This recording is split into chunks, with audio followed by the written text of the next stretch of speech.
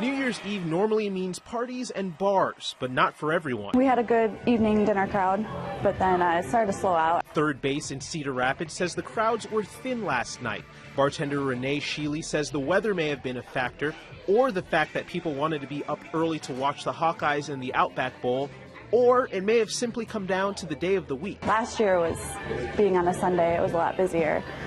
I think people decided to stay in this week. For others, however, partying was a priority as they rang the new year in. Some of them partying too hard.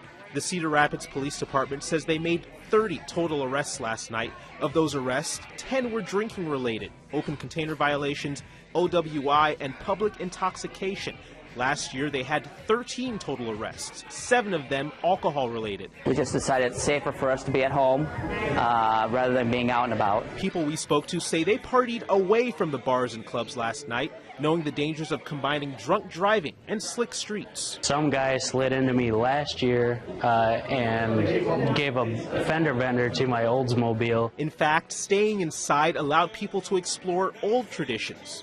Eat pickled herring at midnight with a piece of silver in your hand for good luck. Hey, it's not Times Square, but in order to remain in bars in 2014 and not behind them, it'll have to do. Covering the corridor in Cedar Rapids, Jason Hackett, CBS 2 News, 10 at 10.